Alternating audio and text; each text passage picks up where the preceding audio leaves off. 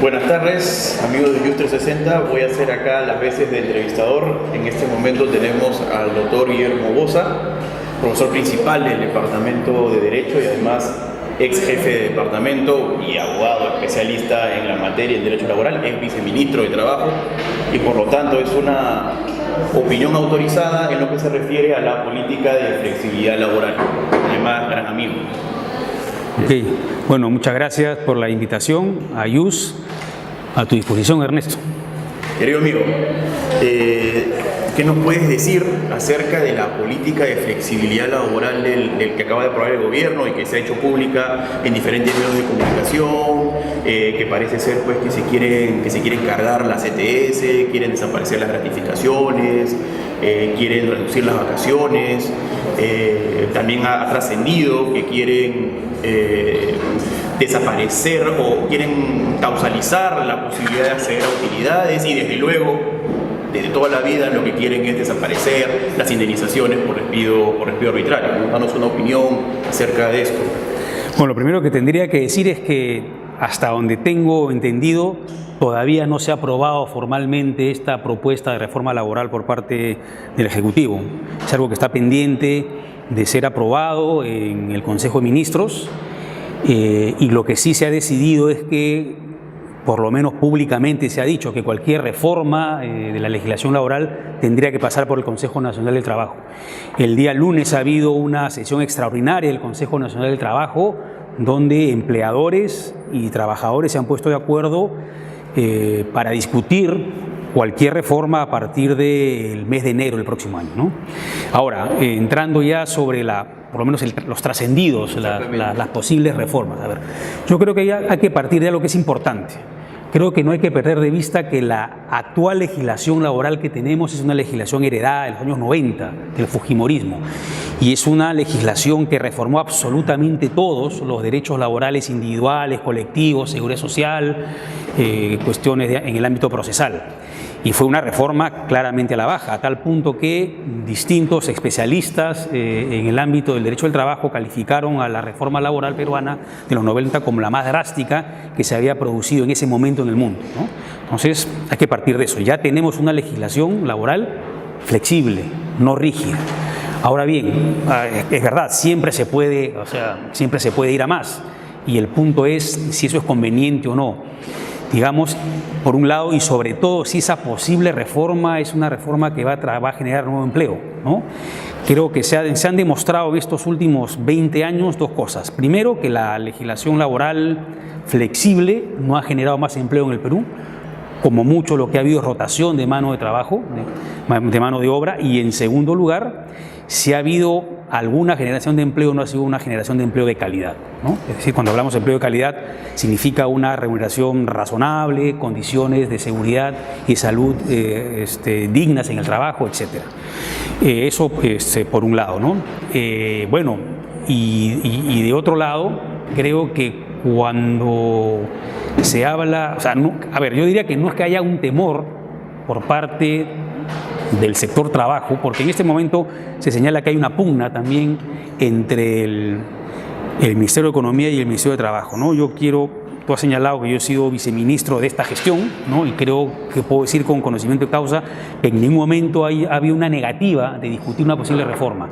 Lo que se ha planteado siempre es que cualquier discusión tiene que pasar necesariamente por el diálogo social, y el espacio de diálogo social por excelencia en el Perú es el Consejo Nacional del Trabajo, que le ha costado a este gobierno, al presidente Vizcarra, retomarla. Recuerden ustedes que con el presidente anterior, con el presidente Kuczynski, las centrales sindicales se retiraron del Consejo Nacional de Trabajo y ha sido este ministro el que ha conseguido que vuelvan al Consejo Nacional, al diálogo social, las centrales de trabajo. En consecuencia sería, me parece absurdo, ¿cierto?, sacar o en todo caso no plantear una reforma en el espacio que corresponde, ¿no? Porque además, no solo porque se ha conseguido que vuelvan las centrales al Consejo Nacional, sino que una de las cosas que viene apuntalando, creo, este gobierno, hay que reconocérselo al presidente Vizcarra, es tratar de que las instituciones cumplan su función. Y evidentemente una institución en el ámbito del derecho laboral es el Consejo Nacional de Trabajo, que es el espacio de diálogo donde este tipo de cosas deberían discutirse, ¿no? ¿Cuántos regímenes Has mencionado hace un momento algo muy interesante, ¿no? La evidencia empírica demuestra pues que reducir derechos, que flexibilizar regímenes laborales no tiene ese efecto disparador en la generación de empleo, ¿no? Ahorita, ¿cuántos regímenes existen en el Perú ya con derechos disminuidos? Bueno, los más notorios, al menos yo diría que son dos. El régimen laboral especial de la MIPE, de la micro y pequeña empresa, que es un régimen muy reducido de derechos laborales, sobre todo el de la microempresa, donde no se tienen vacaciones 15 días, no se tiene CTS, no se tienen gratificaciones. Y lo importante es que hay que señalar que este régimen, cuando se crea hace una década exactamente, es llamado régimen de promoción de la productividad y competitividad laboral, un poco más o menos el mismo nombre que se le está dando a este planteamiento, ¿no? Nuevo.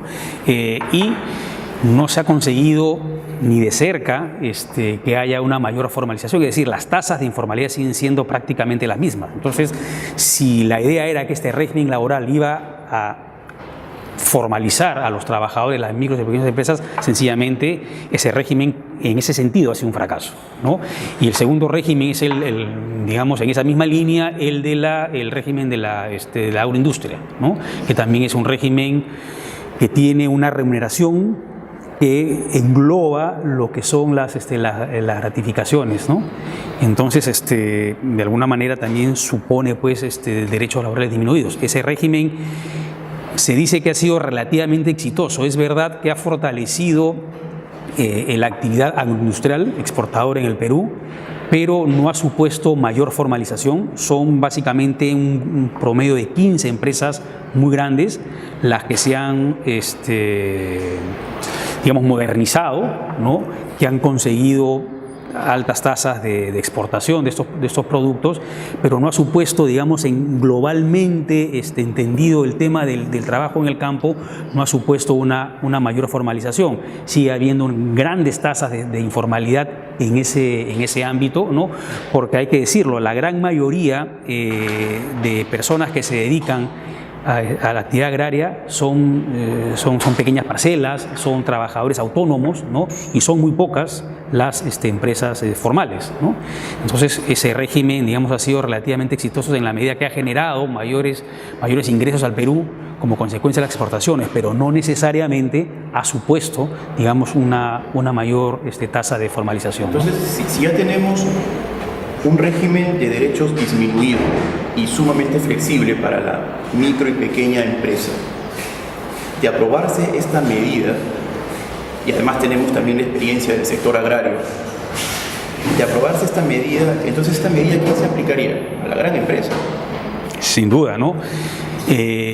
Si me permites volver un poco sobre lo anterior, digamos, las propias, este grupo de 12, 15 empresas agroindustriales grandes, importantes en el Perú, inclusive están dispuestas a mejorar el régimen laboral, ¿cierto?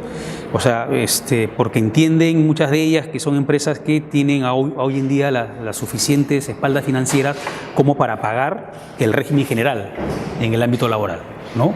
Lo que significa que, visto de otra manera, o dicho de otra manera, este es un régimen que en principio surge como un régimen temporal. Todos los regímenes laborales han empezado así, que con el tiempo se han convertido en permanentes, pero creo que la idea sería interesante, es decir, que una vez que una empresa ingresa, una empresa que necesitaba de algún tipo de apoyo, ¿cierto?, también en el ámbito laboral, ha conseguido sus objetivos, debería salir del régimen e ingresar nuevas empresas que necesitan de ese apoyo. Y además lo exitoso de este régimen ha sido no tanto el tema laboral, sino sobre todo el tema tributario. Es decir, no tributan a razón del 30% del impuesto a la renta, sino simplemente el 15%. En consecuencia, esa es la gran ventaja comparativa que tiene ese régimen. Yo me pregunto, si esa es la idea, entonces ¿por qué más bien este régimen disminuido del 15% no se aplica a todas las empresas en el Perú? Sencillamente porque el fisco peruano no lo aguantaría, ¿no? No lo aguantaría, claro. Entonces estamos hablando, ¿tú crees entonces que, digamos, esta nueva política de transformarse finalmente en un proyecto de ley no sería una suerte de ley Pulpín 2.0?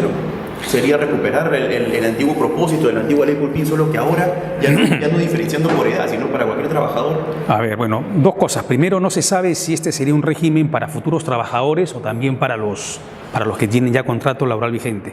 Si fue este segundo caso sería, digamos, un régimen nefasto, ¿no? Sería reducir drásticamente los derechos de los trabajadores.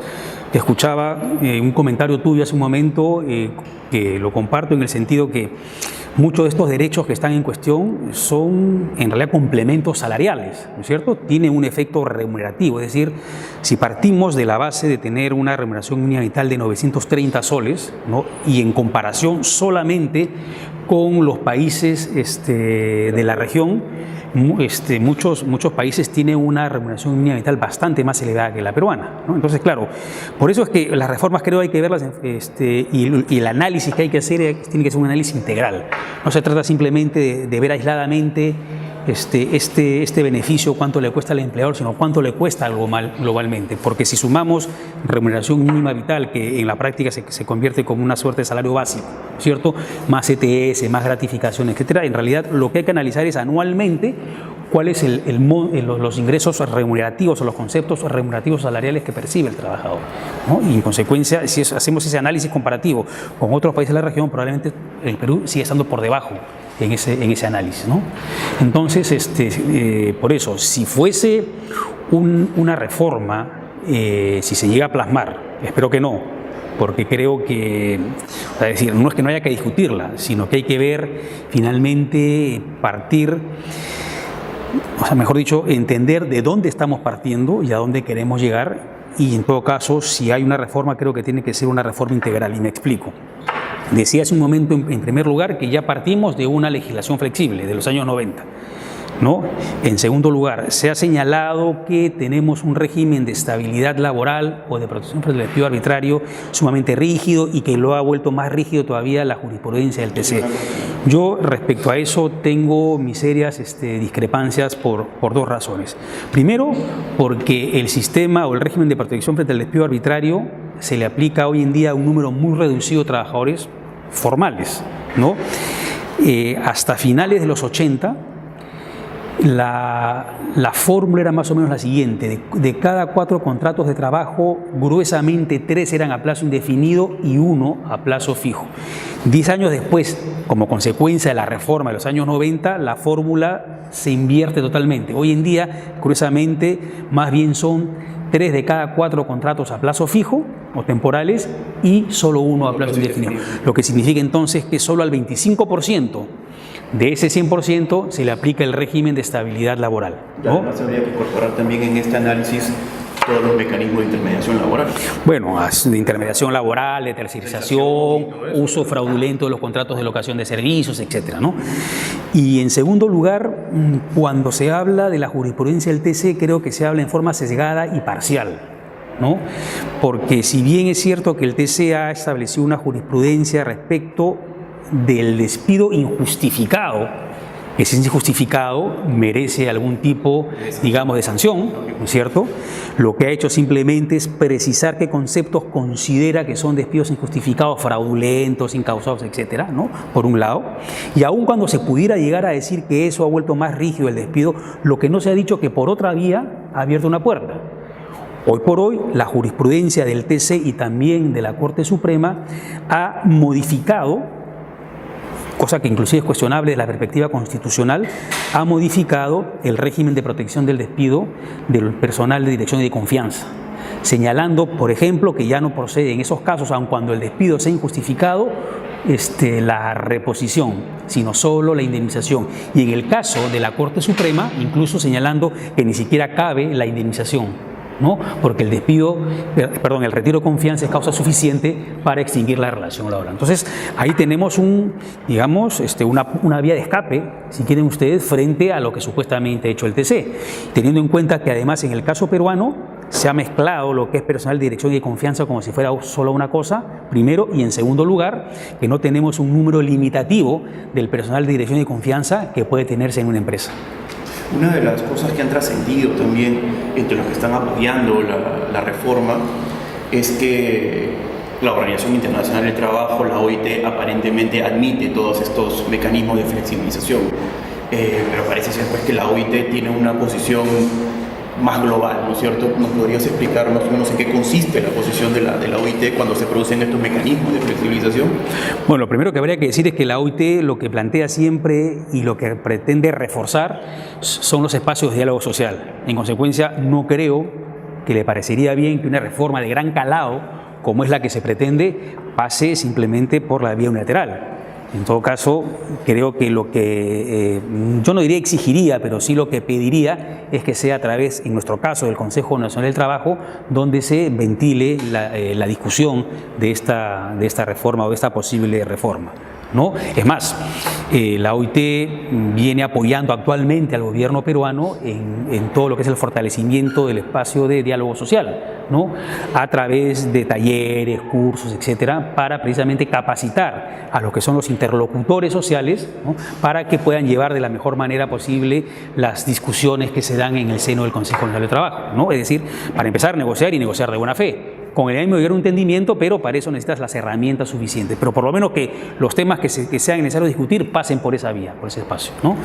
Entonces, es creo lo primero que yo podría decir respecto a la OIT. Segundo, habría que analizar cada uno de los temas en discusión, pero más allá de lo que pueda pensar o no la OIT, que podemos estar de acuerdo o no con su posición, creo que lo importante es el marco constitucional que tenemos nosotros aprobados, ¿no? Recordemos que en la Constitución actual tenemos un capítulo de derechos laborales que deben interpretarse conforme a los instrumentos internacionales ratificados por el Perú. Muchos de ellos son convenios de la OIT. Y el Perú, hay que decirlo, ha ratificado los llamados 8 convenios fundamentales, ¿no? En materia de proscripción del trabajo forzoso, erradicación del trabajo infantil, respeto de la libertad sindical y la negociación colectiva, diálogo social, incluiría yo ahí, ¿no? Y también toda forma de discriminación. Entonces, yo particularmente no estoy a favor de las propuestas tal cual se han hecho, pero tampoco estoy en contra de discutirlo. Y en todo caso lo que creo es que si tiene que haber una reforma, tiene que ser una reforma integral. Podría ser, por ejemplo, el espacio para discutir una ley general del trabajo, donde si vamos a hacer reformas, hagamos la reforma integral. Probablemente las partes, yo no lo sé, puedan estar de acuerdo en, digamos, disminuir ciertos derechos individuales, pero seguramente a costa de potenciar lo que es la autonomía colectiva, ¿cierto? Negociación en ámbitos superiores a la empresa, reconocer la negociación colectiva, por ejemplo, en los grupos de empresa, cosa que no está reconocida en el Perú, cómo se puede negociar e incluir a las empresas tercerizadoras cuando realizan labores exactamente idénticas a la de la empresa principal, por poner simplemente algunos ejemplos, ¿no? Entonces, si vamos a hablar de reformas, creo que una verdadera reforma, un verdadero balance que nos conduzca a un régimen de relaciones laborales democráticos, equitativo, pasa por analizar integralmente todo y si hay una reforma, reformar lo individual, pero también lo colectivo, no en forma aislada y no solo uno que otro aspecto. Digamos que no nos va a conducir, creo yo, únicamente a reducir los estándares laborales y no necesariamente a generar mayor empleo.